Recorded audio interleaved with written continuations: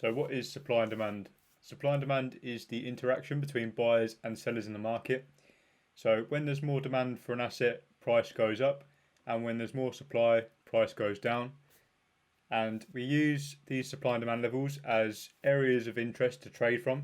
So we'll pick a level, and then as soon as price gets back to there, we'll look for an entry. So we'll mark that level up, and if it ticks these boxes, then that's what makes it a good level to trade from. The whole market's made up of supply and demand levels, so we have to be specific of which ones we want to trade from. So here you can see 4 examples of supply levels to trade from, and the first one sweeps liquidity.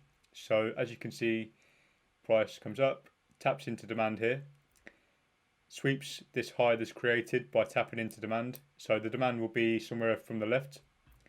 Price comes down, up, creates this high, sweeps it, leaving behind the supply level, and then breaks the demand.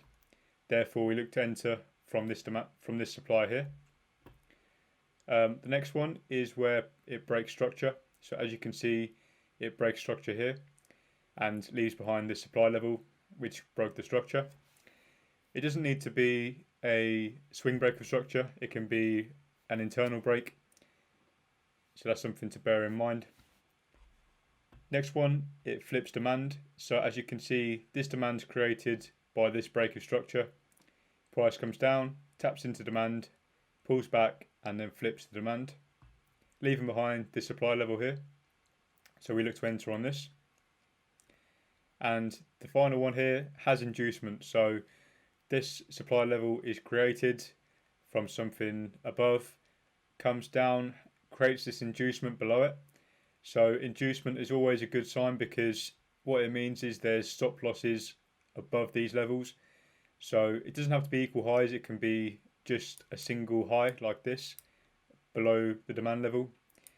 And this means that there's early sellers being induced here. So as soon as retail traders see that price is coming down, what they'll do is they'll look to sell, and they'll place their stop losses above the high. Price then comes down and runs back, taking out all of these stop losses, tapping into our supply, and then running down. So we look to enter off of the tap into supply. And here's the examples, but in demand format. So these are good demand levels to trade from. The first one, it taps into a supply here, pulls back, and then creates this low before sweeping it, leaving behind the demand level when supply fails, which we look to trade from. Break structure here, you can see this demand broke this internal structure or external, leaving behind this. Flip supply is where tap into supply, pull back, supply fails, demand, we enter off of this. Has inducement, again, comes up, creates this inducement above the level, and then we enter on the demand. In the next video, we're going to be applying this to the market with some examples, and you can see that we'll use more than one example per supply demand level, because the more you have, the better of a level it is. So some supply and demand levels have one of these, and some have all 4. So if you can get all 4, that's obviously a better confluence there.